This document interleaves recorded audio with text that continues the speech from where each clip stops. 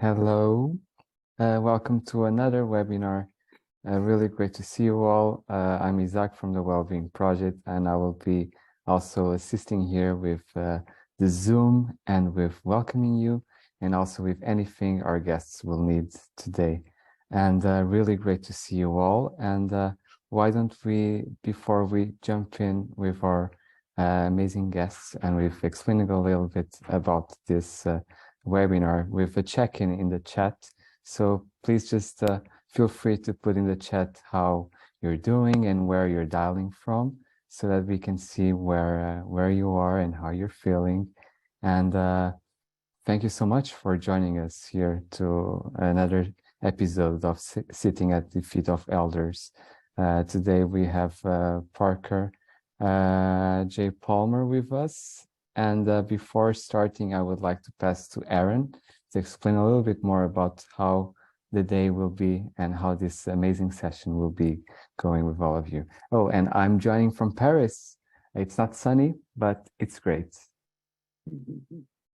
Thanks, Isaac. and welcome everyone. As Isaac shared, please do check in the chat. I'm super excited about today's session. We're really excited to have Parker Palmer back with us in an official capacity, actually speaking in the session. Some of you might have noticed in the last session, Parker was present, but chose to be present in just being present with all of us as a community. So it's wonderful to be able to tap into his wisdom, because in so many different ways, he and Sharon have really been a place of home, a place of eldership for all of us as a community. So excited to have this moment with him in combination with Sharon and Reggie. Reggie, I think we are good to go to pass this into your hands to invite us into practice. Well, Aaron, thank you, and blessings and peace to all. Diving in from Anne Arundel County, Maryland, DC metro area. And what I'd like to do is give us a invitation to practice, to bring us to a sense of connection internally and with one another. So over the next 20 seconds or so, maybe get into the shoulders and into the neck, but just remind the body of the movement that is possible other than this thing. So luxuriate in free movement in shoulders and neck, because it is okay to relieve stress from the body. Maybe you make some wrist circles just to balance. I'm a Libra, can't help it. And then allow the eyes to soften or close, and just notice how the body feels in space at this time.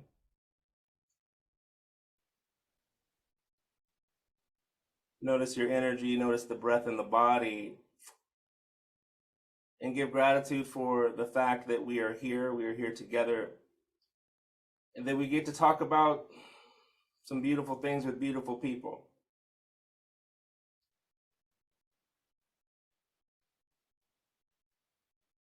Not taking the breath for granted, for it is the gift of life. Without breath, we don't exist in this form. Invite a deeper breath in through the nose.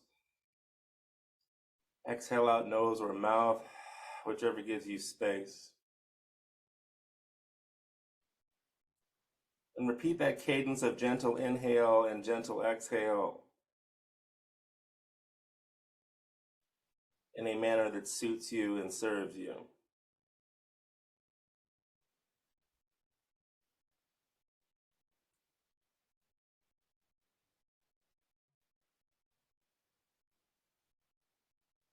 Another moment or two with lowered or soft eyes, purposeful, gentle breath. Coming into this space, honoring one another with our full presence.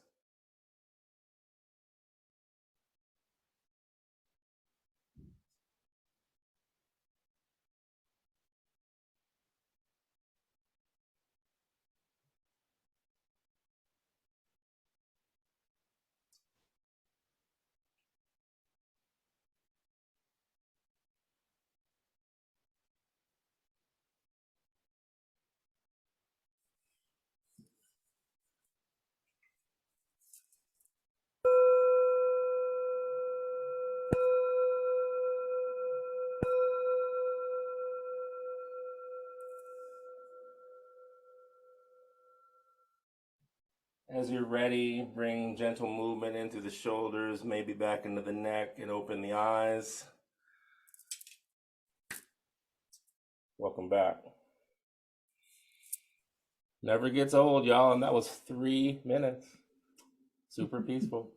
I'm delighted to be in community today with Sharon and Parker to talk about seasons of transition, right? So we are in an interesting time in life, and it occurred to me, Sharon and Parker, as I was preparing last night. Y'all know 2 years ago, almost to the day, I was a guest with y'all on a webinar. So how's that for synchronicity and timing? So to go from guest to co-host, woo, right? So like gratitude for the seasonality of life. And I just want to introduce two people that do not need any introduction, so I'll give them a basic introduction. My co-host Sharon and our guest today, Parker. Welcome. Parker, I'd love to just dive in and ask a question of you. In keeping with the theme of the seasons of life and the transitions through seasons of life, what does that mean for you, and how has it been for you in the various seasons of life or transition? Well, thanks, Reggie, and thanks to everyone who has a hand in putting this together, and to all the folks who showed up for the conversation. It's just always a delight to be with this community, and I'm delighted with the new title that Aaron gave me on the Zoom, Old Man Parker. Before we got on, I was telling a story very meaningful to me about my grandfather, who was known as Old Man Palmer. In a certain setting. I won't repeat that, but it's an honorific story, and I'm honored for the title. And it's also nice to have a title that kind of just flies right in the face of a culture that says old people are irrelevant and unworthy. So I like anything that's sort of in the face of a twisted culture. You know, I think for me, Reggie,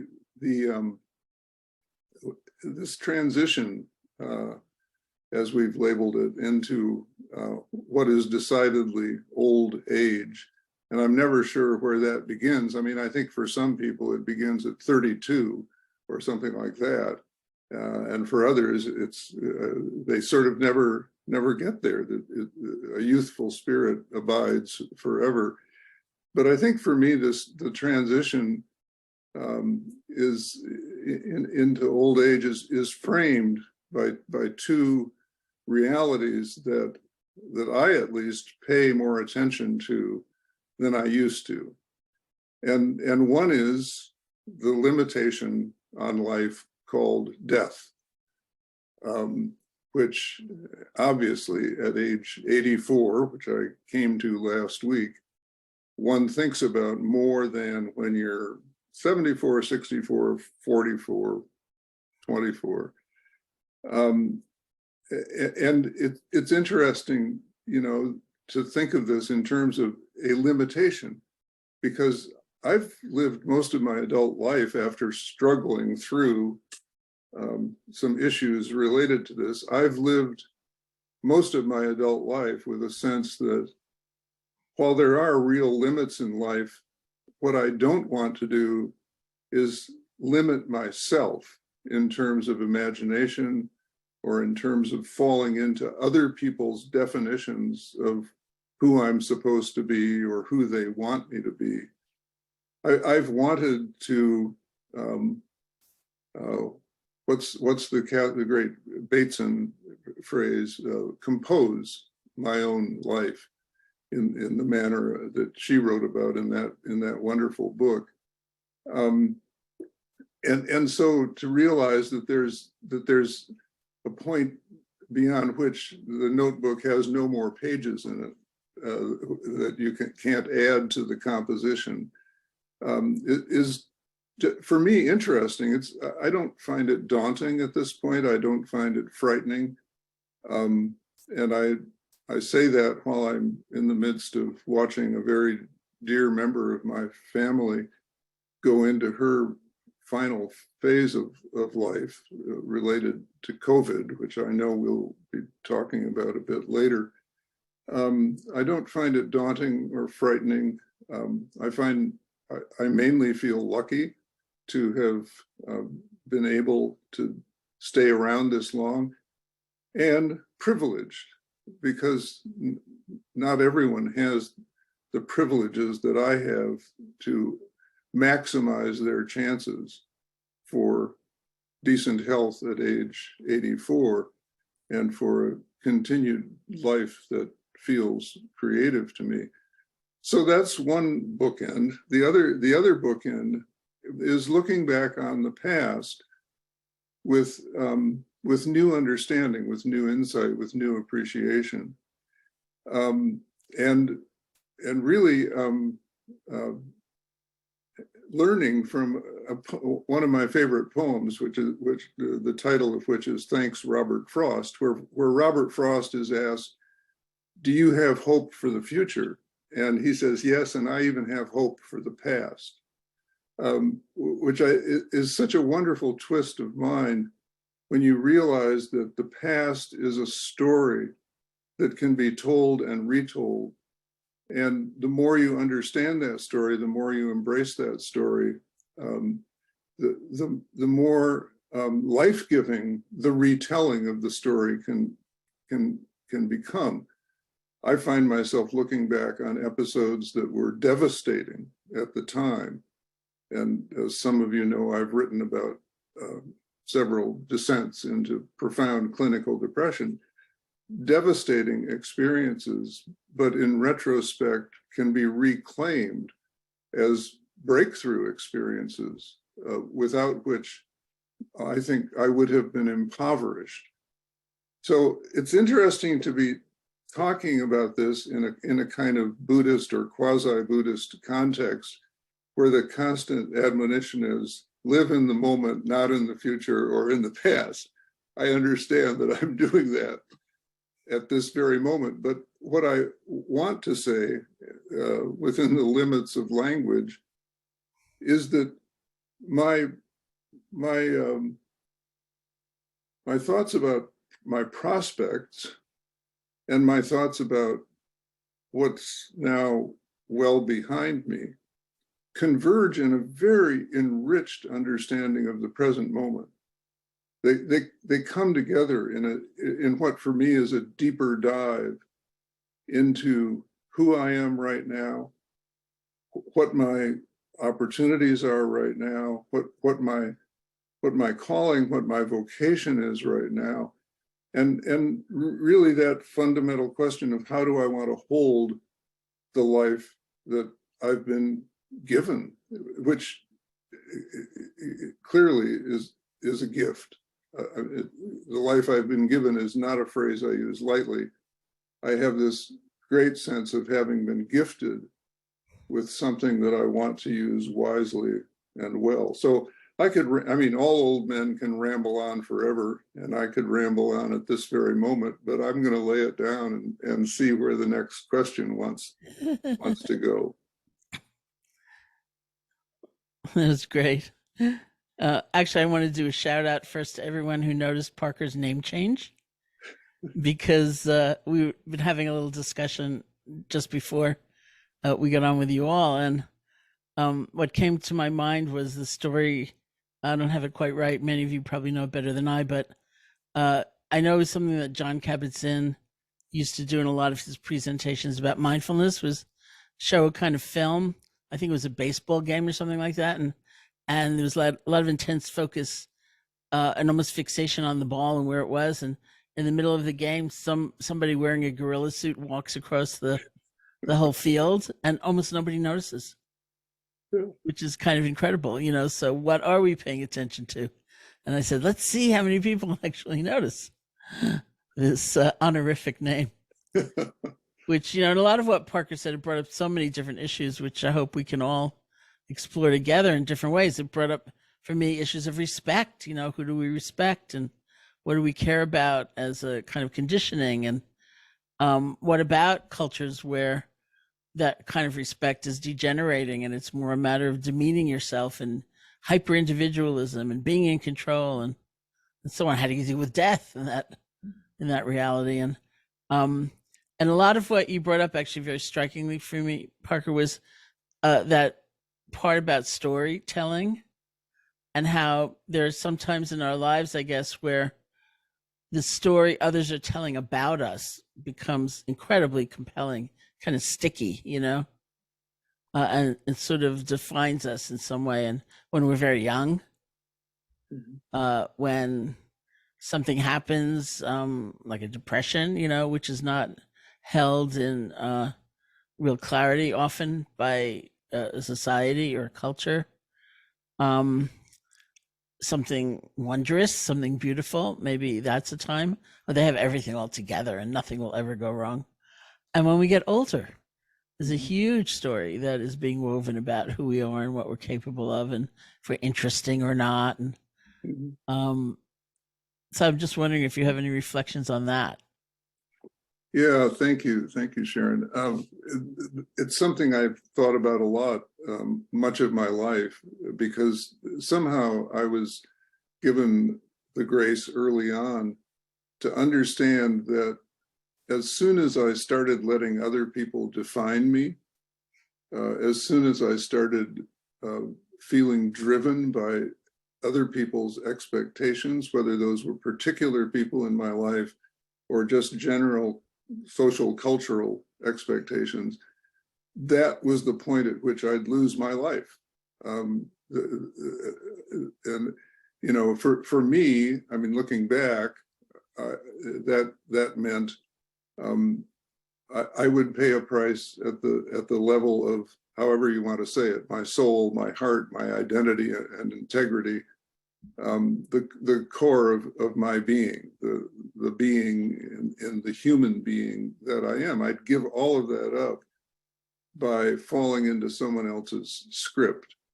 I remember very clearly when because it was a formative period of my life, when I finished a PhD at Berkeley, fully expecting to go into an academic career.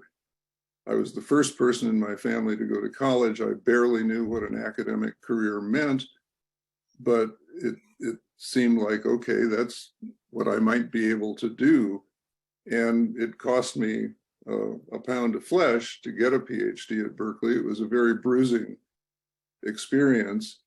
And but people thought, okay, my mentors and I think some in my family thought, okay, he got through it and now he'll get a nice job and be happy ever after. But that was the late 60s. The cities were burning. My heroes had been assassinated. The Vietnam War was raging. And it became clear to me that I was called to use whatever knowledge and skill I had on the streets of the cities, which were burning at the time, and not in the ivory tower, as it's sometimes understood. And so I became a community organizer in Washington, D.C., and immediately I was surrounded by people, mentors, sponsors, folks who had encouraged me along this academic career path. I was surrounded by people saying, "What in God's name are you doing with your life? You've wandered off the track that you should be on." And I remember something rising up in me that surprises me even to this day, that it rose up in my late 20s and early 30s, because I was a people pleaser. I've been raised as a people pleaser. That's white middle class America. You please people, to get along. And something in me rose up, and I said, I can't fully explain my choices to you. I can barely explain them to myself. But this I can tell you: what I'm currently doing is something I can't not do. Does that mean I'm wild crazy about it? Does that mean I'm loving the financial risks I'm taking as I marry and have 1, 2, and then 3 kids? No, I'm not wild crazy about all of that. But at some deep level, I know, and this is language that came to me later, that it's an imperative of my soul, an imperative of my heart, and an imperative that flows from my identity and integrity, that I do this work that I'm now doing as a community organizer.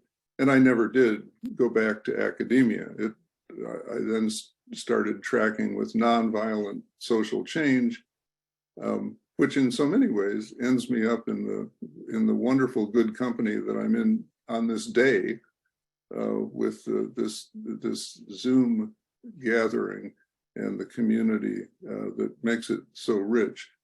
So when I talk with young people these days, and talking with young people is a big, important, life-giving agenda for me. At age 84, we can talk more about that later, because it's not just looking back that interests me at this time, it's reaching back to the generation or generations coming up behind me and offering them some of the same kinds of supports that were so generously offered me when I was in their age bracket. Pay it forward, you know. How else can you say thank you for gifts given of mentorship and sponsorship? But when I talk to young people who are often very conflicted, especially now these days, post-COVID, all these folks who sort of lost their late 20s, the world wasn't working for them the way it is meant to work when you're in your late 20s. And they're terminally confused, and they're trying to figure out what it is they should do with their lives. I urge them, after a lot of listening and a lot of asking questions and a lot of trying to get their inner teacher out into the fray, I ask them, is there anything that you can't not do? Because for me, that's a sort of bottom line question that may not lead directly to a way of earning money, but is something that you cannot afford to ignore if you want to grow into wholeness and all that I think that means. So I want to thank you for beautifully and articulating and expressing the imperative of the soul. And I didn't know that you were a community organizer, so like hooray to community organizers. Right in your neighborhood, man. Absolutely, and good troublemakers, so love that. You said something that is that could be seen as provocative, and so anyone who knows me, I'm a bit of a provocateur. So let's go into it. You talked about post-COVID world, when in many ways it's only post-COVID because we're in serious denial. So when we talk about the transitions of time, how does all that relate in a world that is post-COVID, though we're not really?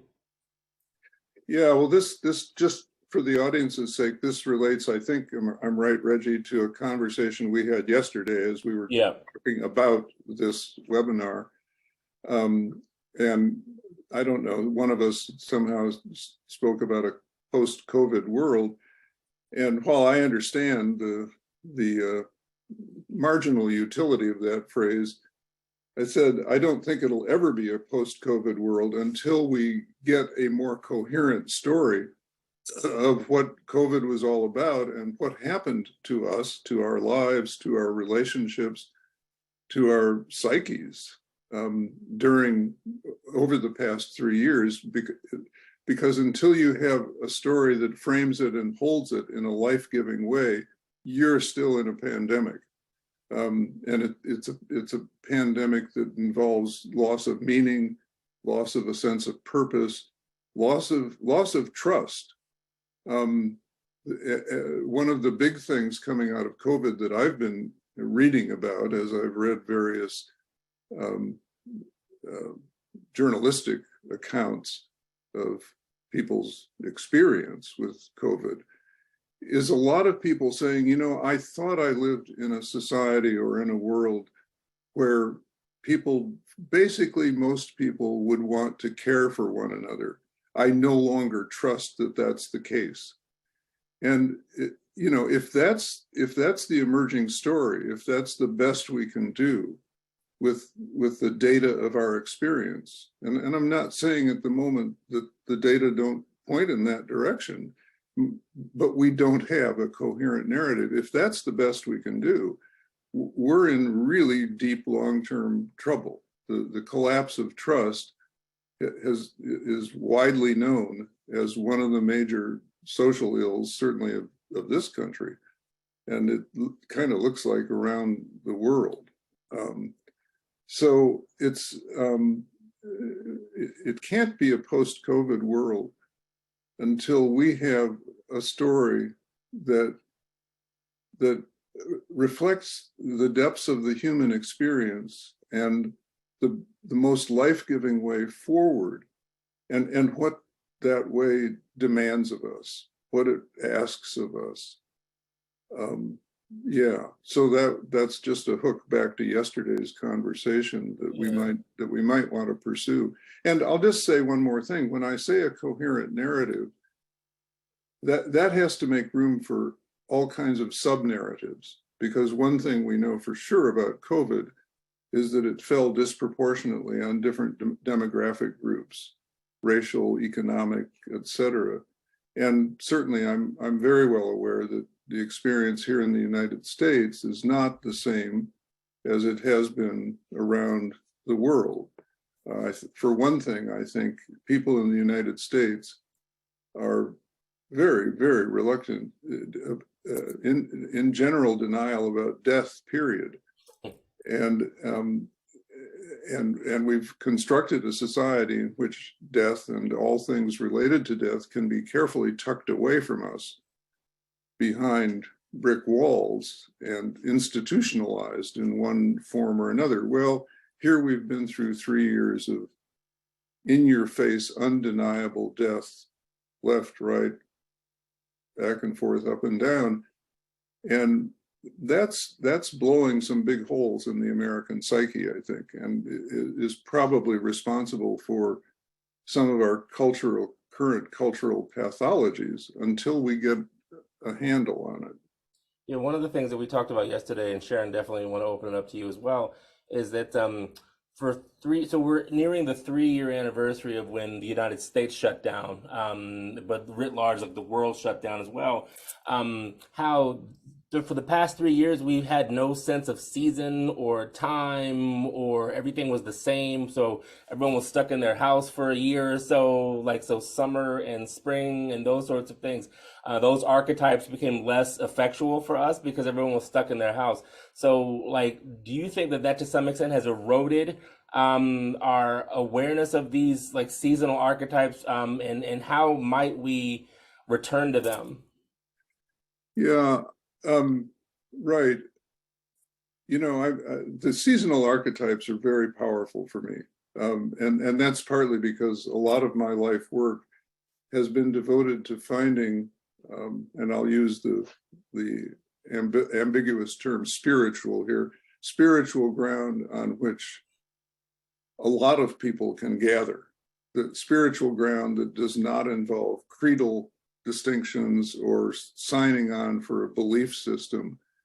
And I've found a lot of that common ground in the seasonal metaphors. So in the work that I've done through the Center for Courage and Renewal, for example, we use the seasonal metaphors to frame our explorations in retreats, inner life retreats that are all about rejoining soul and role, especially for people in the helping professions, helping them reclaim their identity and integrity as human beings in the work they do, not just as technical practitioners, but as human beings.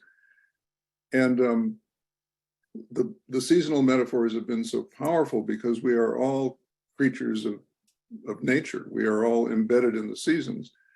And so for me, I've counted over the years on this kind of almost liturgical rhythm of a fall season where stuff is falling, dropping to the ground, some of it seeding the ground for future growth, and some of it dying and providing mulch, humus for future growth. And then a winter season, at least where I live in the upper Midwest of the United States, where you look out the window and it seems like everything is dead and gone. A frozen season when life has disappeared. But as you come to know winter, you begin to understand that what's actually happening is that while some things have died, other things are hunkering down underground, hibernating, awaiting a season of rebirth. In the spring, that rebirth comes miraculously in astonishing degrees of flowering. But that flowering comes up out of mud and muck. The spring ain't all fun. It's slogging through a lot of stuff for that, which allows that growth to come up. And then in the summer, you're looking at the harvest, about what it is that's grown up around you and who it's meant to feed, what it's meant to serve.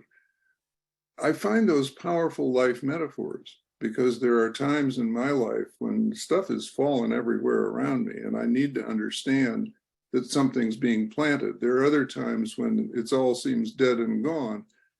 But if I can cultivate the hope that something is being nurtured underground for a season of regrowth, that reframes the situation for me and gives me a way to go forward. And then in spring, if I can simply appreciate the abundance of the season, and to realize that all my scarcity thinking in winter is partly true, but partly bogus and fearful thinking. Really, I think fear is a big element here that the cycle of seasons helps me overcome or move beyond. And then finally in summer, the big life question for me for years has been this stuff I'm planting, this stuff I'm nurturing, this stuff I'm cultivating, who is it meant to feed? I mean, my life can't just be for me, myself, and I. It has to be in service of something or someone. And when it's harvested, who will find a nourishing meal there? That kind of question has been with me for a long time, and I find it, very, very helpful as a kind of meta orientation to life. And to come full circle, Reggie, COVID did indeed wipe out that cyclical sense. It was a totally homogeneous flow of events, or so it seemed. It was like a 3-year gray overcast day in Madison, Wisconsin, where I'm sitting right now under overcast skies. And those seasonal variations just lost their punch, except that, like anything that has roots in our inner life, like anything that is an inner life possibility, you can bring it to life no matter what's going on around you. And part of my inner work over the last 3 years has been to keep those metaphors in mind and to realize life is still moving that way, even though the cultural narrative has flattened it out. Yeah, thank you for that. And before I toss it to Sharon, I want to pick up and apologize to Thomas for whatever offense I may have said. When I say everyone, I don't mean every human. That's more of a cultural conversation in terms of our norms being flattened and in culture being stifled to some extent because of the concussive nature of incessant death that the pandemic brought before us, right? And so as an activist who fought for frontline workers and essential workers, of course, I carry and cherish them in my heart. So gratitude for your share. Sharon, any thoughts?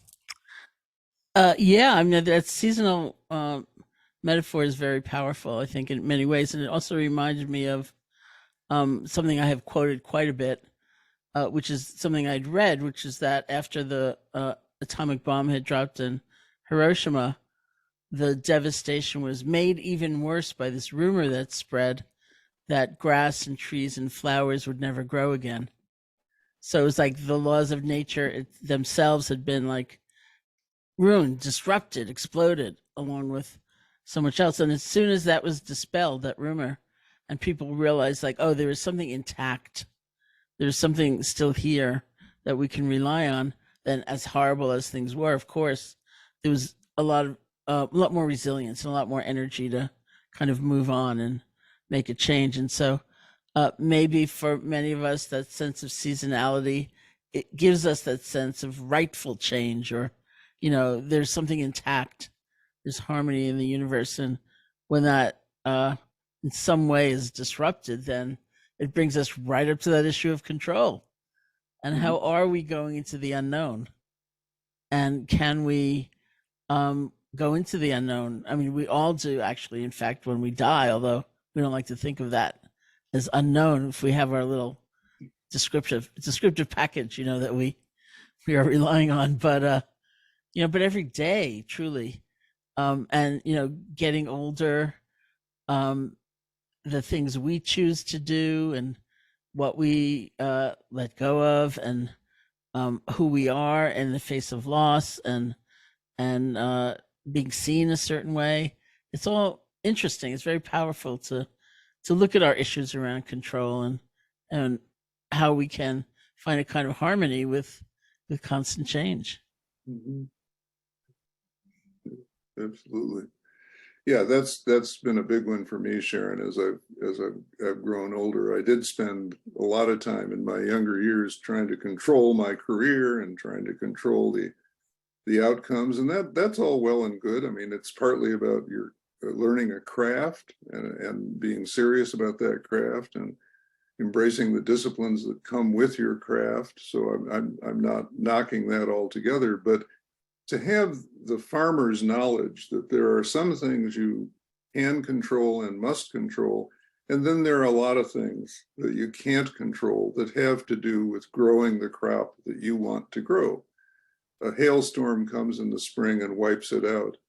And, to be a good farmer means, or a good gardener means, that you don't give up on the whole enterprise. You come back for another cycle of work, fully aware of the risk of another hailstorm, and yet with some kind of underlying faith that there were things that were salvaged from the last catastrophe that you could salvage again, and that the hailstorm may not come, and so plant with hope and work with hope. All of that has been, I think, more of a second half of life thing for me. Maybe in the first half of life for me, it was dogged determination, and now it's been more that sense of hope based on actual experience. So So I love the seasonal analogy for me in that the farmer's hope is something that it really resonated with me just now, Parker. In that, like, to me, as I have matured in this thing called life, holding on to hope, even when some think of it as foolish, has been the thing that has carried me through all my seasons. Right? Like, so to know that on the other side of winter is spring, and on the other side of spring is summer, and that it all happens and you have no control over it, you just bear witness to it. So as I drove to my studio today, overnight, like, the trees went from nothing to baby buds. And so, spring's here, right? Wow, okay, kind of early in March, but right on. But, like, so to see that the trees are doing what they do, and I have no control over it, but if I bear witness to it, it ties to that through line. Because, one of the things that we were talking before we came on about the book I'm writing is that, like, I'm harvesting the adversity and giving the wisdom from the catastrophe, like, that I learned for other people. So when you talk about, like, how do I share my harvest with other people, that's an essential part, not only of eldership, I would say, but the joke, Parker, as you know, is that I'm the elder in training. So I'm just trying to get, like, as the overachiever that I am, I'm trying to be up on the test, right? So I'm trying to get, like, all the harvesting done now so that it can be a process as I mature. Parker, I heard that you had a poem for us. Well, yeah, we talked about using some poetry, maybe as a moment of contemplation and reflection. And so I chose one that's one of my very favorites, that feels pretty much on topic right now. We didn't know exactly where we'd be when we came to this, but I think this might speak to some folks. It's a Mary Oliver poem, and her stuff generally speaks to a lot of people, certainly to me. I'm going to screen share it, and this poem called When Death Comes. And what I'd like to do is to invite everyone to get in a comfortable position, eyes closed, eyes open, whatever works for you. I'd like to read the poem through once, and then just take 4 or 5 minutes to let some silence settle around it. And as those 4 or 5 minutes go by, I'll just lift up a few lines that strike me as worthy of reflection, just the lines themselves without commentary. Commentary can come from within you. So, When Death Comes by Mary Oliver. When death comes like the hungry bear in autumn, when death comes and takes all the bright coins from his purse to buy me and snaps the purse shut. When death comes like the measles pox, when death comes like an iceberg between the shoulder blades. I want to step through the door full of curiosity, wondering, what is it going to be like, that cottage of darkness? And therefore, I look upon everything as a brotherhood and a sisterhood. And I look upon time as no more than an idea. And I consider eternity as another possibility. And I think of each life as a flower, as common as a field daisy, and as singular. And each name a comfortable music in the mouth, tending, as all music does, towards silence. And each body a lion of courage and something precious to the earth. When it's over, I want to say, all my life I was a bride, married to amazement. I was the bridegroom, taking the world into my arms. When it's over, I don't want to wonder if I have made of my life something particular and real. I don't want to find myself sighing and frightened or full of argument. I don't want to end up simply having visited this world.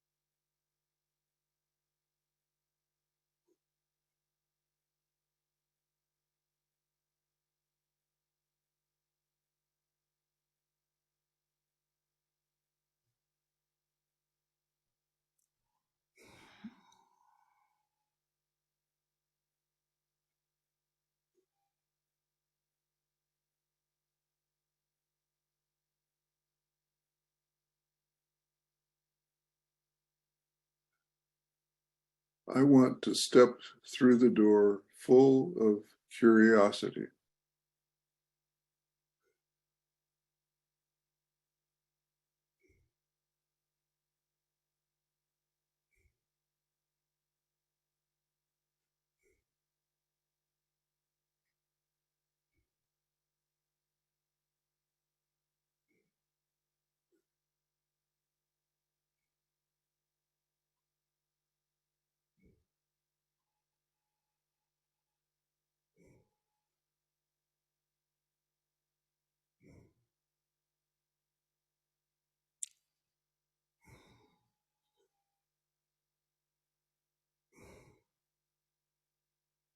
I look upon everything as a brotherhood and a sisterhood.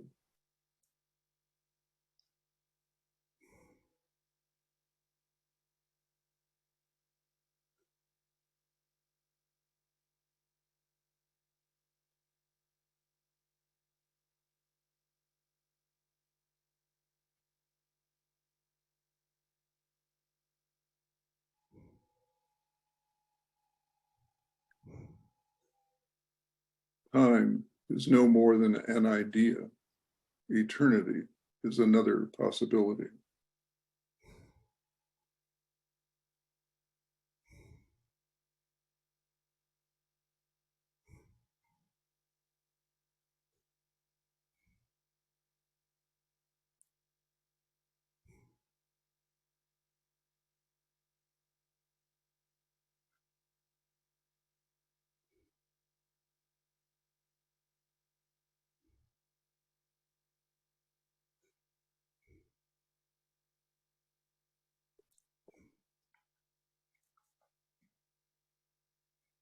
Each life is a flower, common and singular.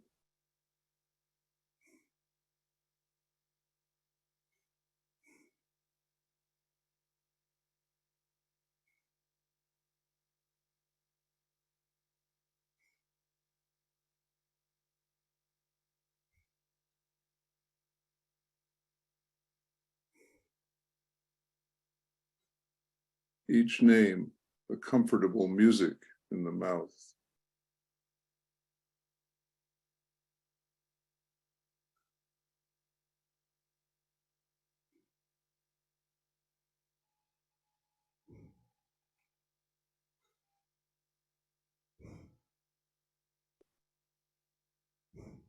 Each body a lion of courage and something precious to the earth.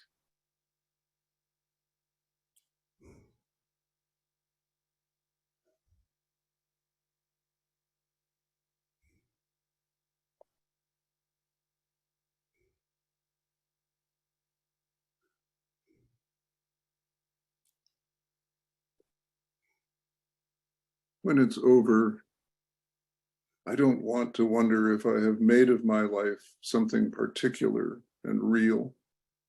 I don't want to find myself sighing and frightened or full of argument. I don't want to end up simply having visited this world.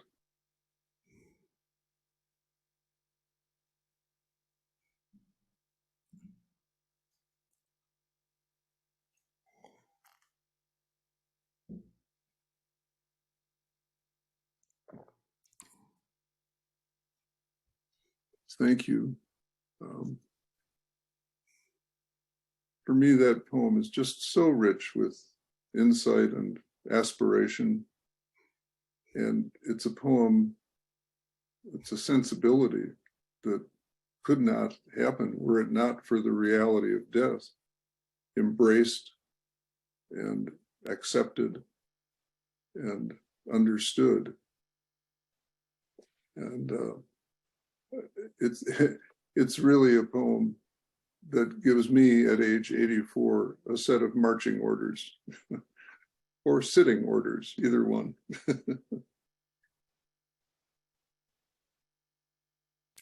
Thank you, Parker, for the beautiful poem. Thank you all for your shares in the chat. And the beauty of the poem is that it's a lovely contrast to what we want to talk about next to form the second half of our conversation before we open it up to everyone, is fear, right? So I think part of the reason that we have trouble seeing life as a transition and seasonal and those sorts of things, because we want to grip to this or hold on to that, or like be stuck to a story. Like, how do you address fear?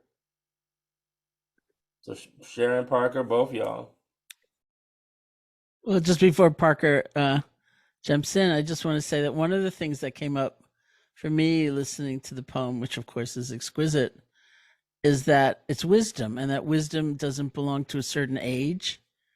Like, we like to think that as we get older, we will get more wisdom and more perspective, and hopefully that's true. But when I think about my most profound mentors in the world of meditation and all the values, attendant on that, I was young when some of them were young too. They weren't the venerable older ones necessarily, and so I think this is something we can embody, we can seek, and we can also embody at any age. We don't have to wait until we're 95 to start thinking about, there's death, there's something that happens at the end of the story, or there's a lot of letting go in life, isn't there? Look around, there's lots of change, and we can and need to do that at any age, because we're also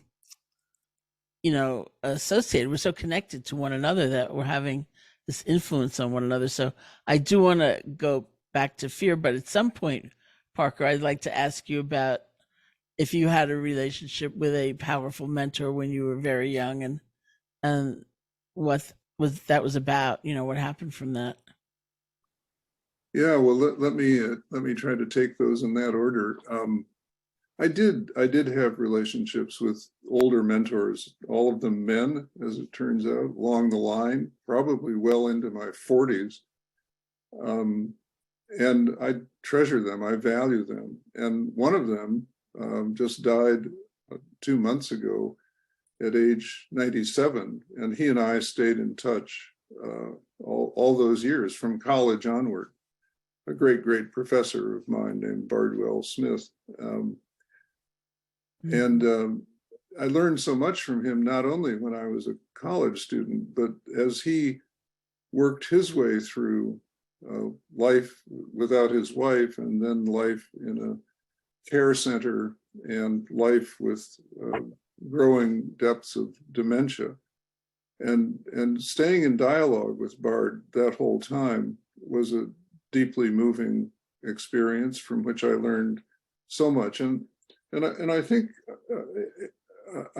that I learned, and I have a couple of mentors who are in their 90s right now. So I've never stopped, looking for mentors. I also have mentors who are in their 40s, and that's a piece of the conversation that I don't want to miss. We may not have time for much of it, but this reaching back to the younger generation, this conscious decision that one can make in one's older years to engage in what Erik Erikson called in his stages of adult development, generativity versus stagnation.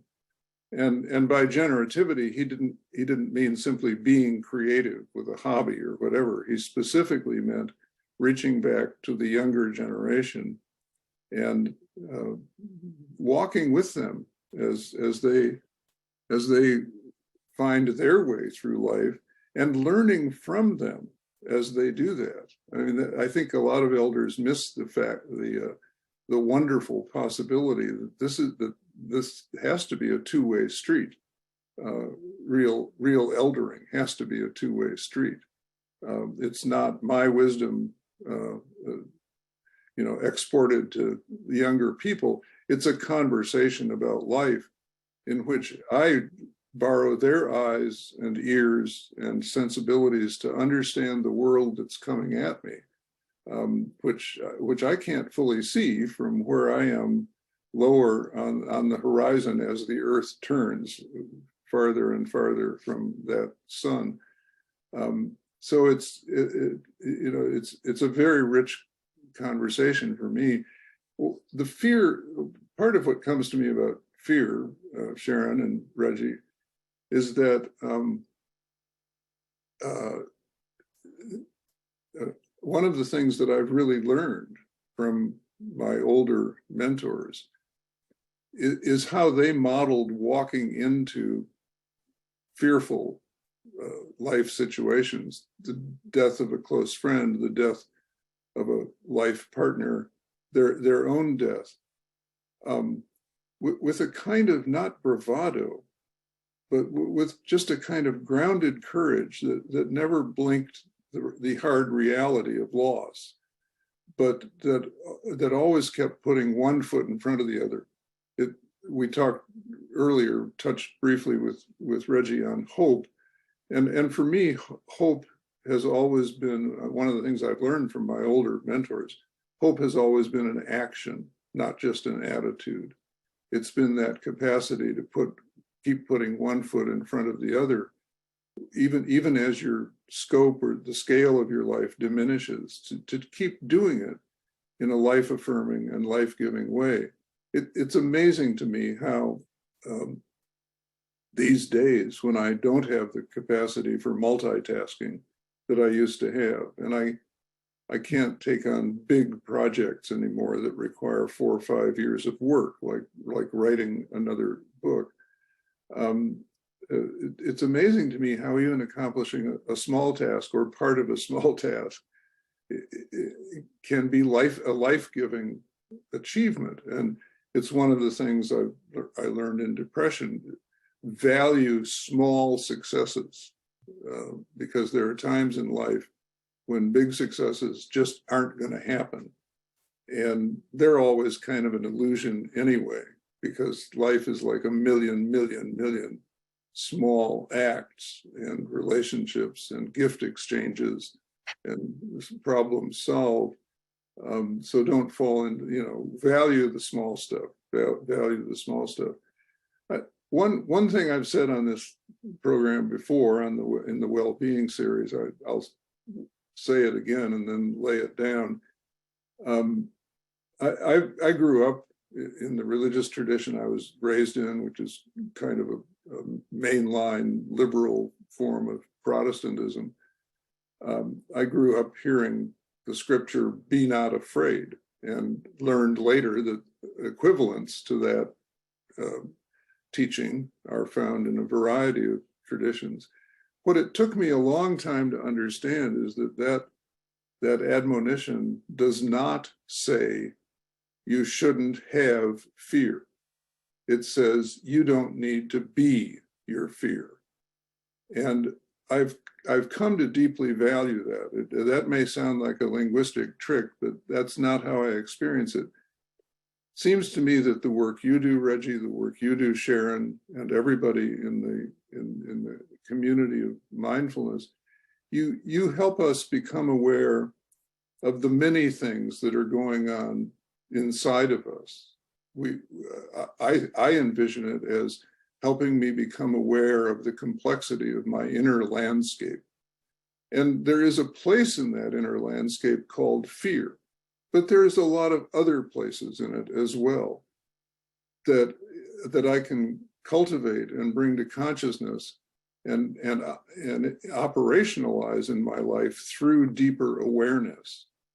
And so when I move toward the world, I can make a conscious choice about where in my inner landscape I want to stand as I make that movement. I can stand in a place of fear, although that often happens because I'm not making a conscious choice. It happens because something has triggered the fight or flight instinct in me, which, in so many ways, culture, civilization, so-called, over the years has been devoted to trying to overcome. Are there better ways to respond to that which threatens us or that which brings us pain than fight or flight? Well, yeah, there are. There are a lot of different ways, but you have to consciously become aware of that instinct, that impulse, and choose another place to stand, a place of hope, a place of faith, a place of fellow feeling, a place of sense of possibility, or just, even you were talking earlier, Sharon, about the fact that if we do annihilate this planet through nuclear warfare, it won't be all that long before the insects and the weeds return and some new form of growth takes over, because nature is, nature holds the cards. Nature will have the last word. And even in that, there's hope that something better than the destructive human ego will call the tune when all is said and done. So standing in places that are not places of fear allows me to embrace that teaching, be not afraid, in what I think of as the depth and fullness of its meaning. Yeah, two quick reflections. One is that when we talked yesterday in pre-production about, I eulogized my uncle this past weekend, and at the end of the eulogy, we have a repast, and this youngster, he had been about 19 years old. He came up to me and was like, "Hey, man, I really love what you had to say about my grandfather." Y'all, like, I didn't know that I needed that young man to call me cool. Right? Like, I didn't know that. Like, when he was like, "Hey, that really meant something to me," I was like, wow, the way that I soaked it up, like I was like, oh wow, there's something in you that needs that validation for lack of a better terminology. So like I was struck by that when we talked about it yesterday in terms of like me reaching or hoping that what I offered from the heart was still applicable to someone who was younger than me. Like that seems to be part of the journey. Yeah, and it is. I mean,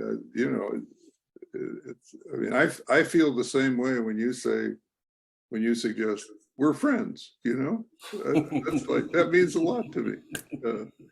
Yeah, that's cool. Yeah, absolutely. Very cool. And there was a question in the chat that we want to offer for all of us, honestly, starting with you, Parker, then Sharon.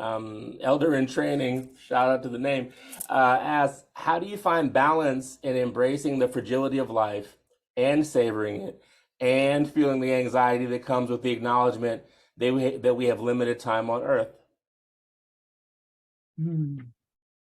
Yeah, it's obviously big, powerful question. For me, the fragility of life leads very directly to savoring life. That it's holding. How is it that Mary Oliver says, each body a lion of courage and something precious to the earth. It's that preciousness that gets highlighted by the fragility of life. And for me, that just, maybe it's long years of practice. I don't know. I'm sure that I know that when I was in depression, it wasn't this way at all. Everything was death dealing. Nothing was life-giving. And the fragility piece was one that I embodied, and it had me daily for months at a time on the edge of wondering whether this was the day to end it all. Maybe that experience has heavily shaped me to lean into valuing life, savoring life, understanding the preciousness of life, not just mine, but everybody's. It's, for me, I have to say parenthetically, that's a big political driver these days. I simply cannot align with anybody who pretends to a leadership role who does not give clear evidence of savoring and valuing the preciousness of every life. It's such a bedrock part of my way of making through the world. And then I think the third piece of that question had to do with, how was it phrased again? Something about the time or urgency. And feeling the anxiety that comes with the acknowledgement that we have limited time on earth. Yeah. Well, I'll just revert back to what I've learned from Reggie and Sharon and other folks of their ilk. What I have is this moment. What any of us has is this moment, and I just want to savor it and use it well, in an appreciative way, in a creative way, in a constructive way, and it's a million of those this moments that ultimately make a life, it seems. So I have to say that I probably feel the closer I get to what will clearly be an end of life for me, the less sense of urgency I feel. I feel less and less breathless. I feel less and less like, oh my God, I've got to get these things done. I mean, I was talking a few months ago with a group of younger folks, and they were talking about the pressures on them to succeed. And I said something like, I wish I could share with you more deeply than I feel able to how it is to be at a point in life where two things are real for me. One is I have nothing left to prove. And the second is, if I do have something left to prove, I don't have time to do it, or energy, time or energy to do it. And that's what I call freedom, you know, nothing left to prove and no way to do it anyway. So they were amused by that. And I hope some of them can embrace that before I did. That's funny. Well, I would basically go back to what Parker was saying earlier about the fear is going to arise, the anxiety is going to arise. I think we're not, generally speaking, conditioned in such a way that we feel unending peace when we think about letting go of everything and not knowing and the things, the particular relationships shifting or changing just through the course of time. It's not an easy reflection, you know, all the time by any means. And it can have beautiful power. And just as, you know, Parker's been describing, and Reggie, that sense of the sacredness of each moment and savoring and being present. And at the same time, this is really, you know, this is intense. It's like, as somebody once quoted, somebody saying, one of the things you have to say about the universe is that it's kind of a bad design. You know, like, who said we have to die? You know, like, really, it's absurd. And yet, so it is. So of course we're going to have anxiety, we're going to have fear, we're going to have everything come up in response to that. But the question is, how are we with it? Mm-hmm. You know, how do we relate to this thing? And saying it shouldn't be there is not going to be helpful. You know, Yeah, that's one thing we know.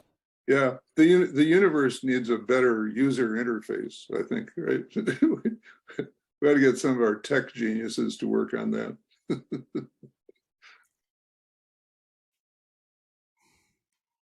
I think that's bringing us to Sharon, you leading us in a meditation.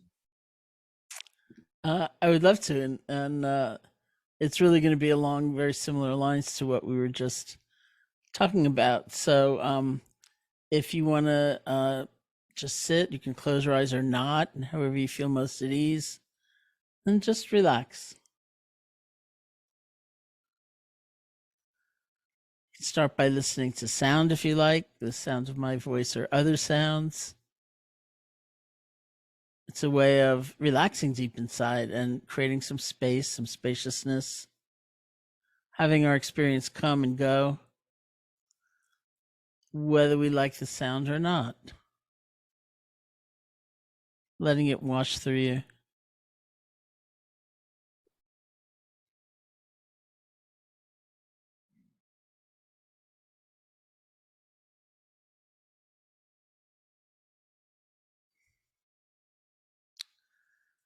And bring your attention to the feeling of your body sitting, whatever sensations you discover. See if you can have that sense of the earth supporting you.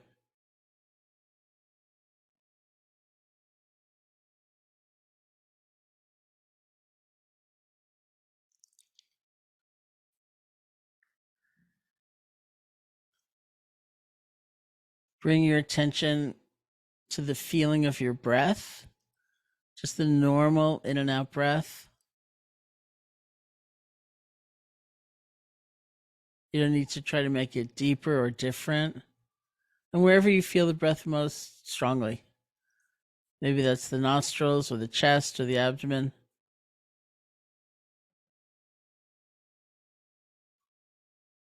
You can find that place, bring your attention there, and just rest. See if you can feel one breath.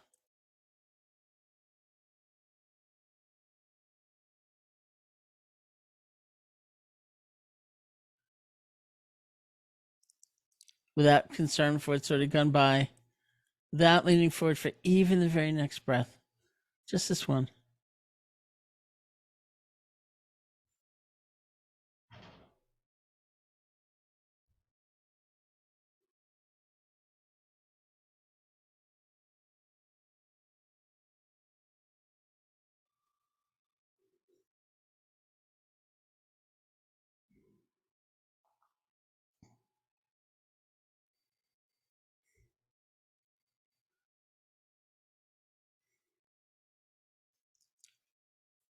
And see if you can, in a way, take the temperature of your emotional climate. Is there a predominant mood or feeling or state that's coming up?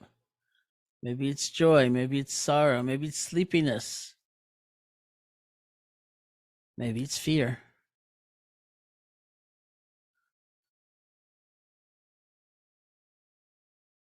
See if you can recognize whatever it might be. If it works, to put a kind of quiet mental label on it.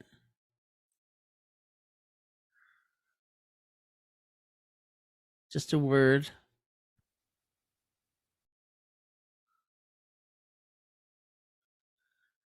And if you're using a word, listen to the tone of voice in which you're using it. Like, are you saying anger, for example? Or is it just like, oh, anger?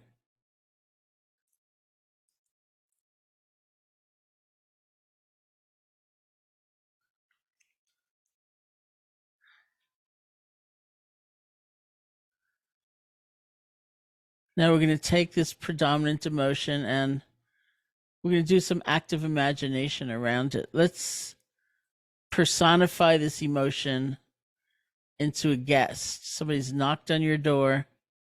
You open the door and there's delight or there's fear. Who's come to visit?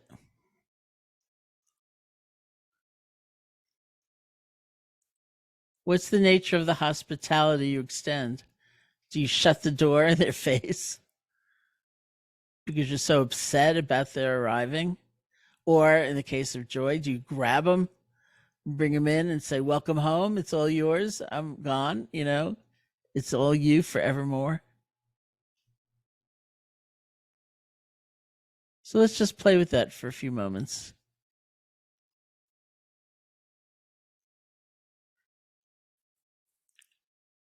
And see if whatever that kind of habituated relationship is, you remind yourself, this is a guest. Can you bring them in without giving over to them? It's your place now. Can you not shut the door in their face, but let them come in, keep an eye on them, but have some kindness about their appearance? And above all, remember they are just visiting.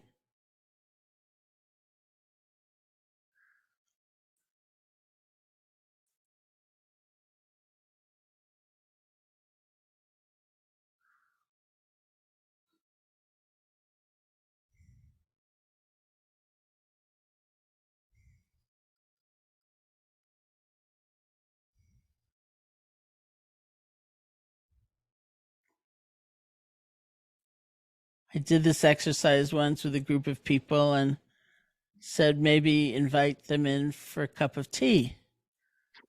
And they didn't like that. And they said, how about a cup of tea to go? Which could also be a sort of fairly reasonable response. But so different than shutting the door or freaking out or being so ashamed, so humiliated that this visitor has come.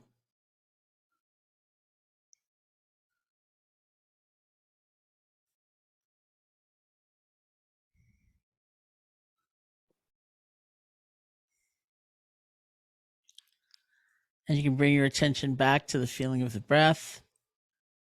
Just be at ease in the moment. Recognize many visitors will come and go. Still, we can have a sense of knowing who we are or being whole.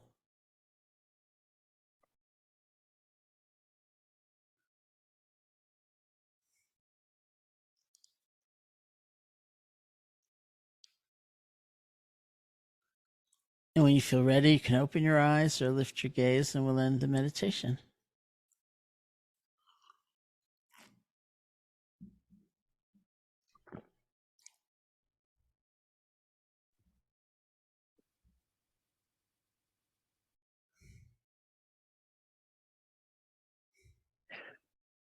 kind of want to let this linger in the air for a while longer. The sense of the meditation, and also the sense of the three of you. And just have that sense of like really loving the kind of space that's existed for us in this moment today. So thank you to our wonderful two co-hosts, Sharon and Reggie, for rocking it as always. And Parker, it's really, really good to have you back with us today. Thank you for all the different ways that you've made our souls flutter. It's a joy to be back, Aaron. Thank you for having me. Thank you all for being with us today. And just a quick heads up for everyone. As you know, the series that we're doing, Sitting at the Feet of Elders, actually has a part where at the end of each month, there's time for the community to come together and unpackage things together, be in community. It's our Bringing It Home session. And the next one of those is March 28th, with Sharon and Reggie and hopefully Parker as well. And we'd really love to invite you to join us there. And then our next session of the series is April 4th. And that will really be an exciting moment of exploring the real life, the journey from isolation to openness and freedom, and exploring an exciting new book launch. Missy is holding that up right now, Sharon's new book. And so Sharon will actually be the guest, and someone else will be co-hosting with Reggie. So we have a bit of a surprise plan there. So we look forward to seeing all of you then. And in the meantime, would love to just invite people as we check out to maybe turn on your cameras, turn on your microphones, so that as we check out, we can thank our wonderful our wonderful two co-hosts and our wonderful guests today for the wonderful gift they've shared with all of us. Thank you. Thank you. Thank you. Thank Very you. much. Thank you very Much much. gratitude. Everyone. Thank you. Thank you. Namaste. Thank you. Peace and Thank you blessings. so much. Wonderful gift. Wonderful gift. Sharon Salzberg. Thank you. Reggie Hubbard.